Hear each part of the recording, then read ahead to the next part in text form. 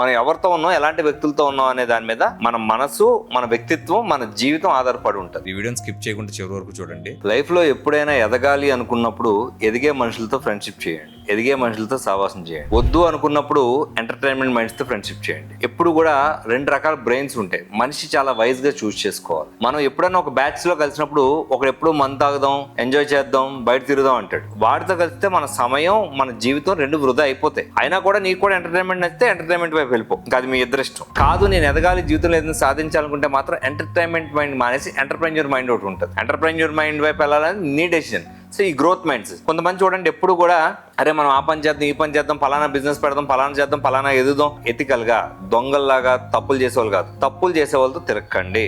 చాలా మంది యువకులు గంజాయి తాగే వాళ్ళతో, పనికిమాల వేషాలు వేసే వాళ్ళతో తిరిగి వాళ్ళు కూడా అలవాట్లు నేర్చుకొని లైఫ్ ఎటు కాకుండా చేసుకుంటున్నారు. గ్రోత్ కావాల్సినప్పుడు గ్రోత్ మైండ్ సెట్. చిన్నప్పుడు ఒకసారి ఒక కొటేషన్ చదివింది, నా కొటేషన్ నాకు చాలా బాగా నచ్చింది. ఆ కొటేషన్ వాడే ఛాన్స్ ఎప్పుడైనా వస్తే బాగుంది కదా అనుకున్నాను.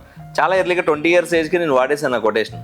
ఒకసారి మా బావ వచ్చి అన్నాడు, బావ ఎప్పుడు చూసినా పని పని పని పని అంటే బెటరా, లైఫ్ ఎంజాయ్ చేయవా, పబ్బులకి షికార్లకి తిరగాలి కదా అని చెప్పాడు. చెప్తే నేను అన్నాను, దానికన్నా బ్యాంకులకి ఎక్కువ తిరుగుదాం అనుకుంటున్నాను లైఫ్లో అని చెప్పాను. ఆ కొటేషన్ ఏంటంటే, you don't see me in bars and pubs అంటే I never saw you in bank అని చెప్తాడు అనమాట ఒక ఎంటర్ప్రెన్యూర్. సో అలాగా గ్రోత్ మైండ్ సెట్ ఏంటి, పాడయ్యే మైండ్ సెట్ ఏంటి. రోజు సాయంత్రం మందేద్దాం అని పిలిచేవాడితో, రోజు సాయంత్రం సరదాగా తిరుగుదాం పిలిచేవాడితో తిరిగావు అనుకోండి, నీ టైం అంతా సరదాగానే పోద్ది. ప్రతిరోజు పని చేద్దాం అన్నవాడితో తిరిగావు అనుకోండి, ఏదో పని చేయాలని మన మనసు కూడా తాపత్రయపడుతుంది. మనం ఎవరితో ఉన్నాం, ఎలాంటి వ్యక్తులతో ఉన్నాం అనే దాని మీద మన మనసు, మన వ్యక్తిత్వం, మన జీవితం ఆధారపడి ఉంటుంది. Please like, share and subscribe Giant Media AP and Telangana.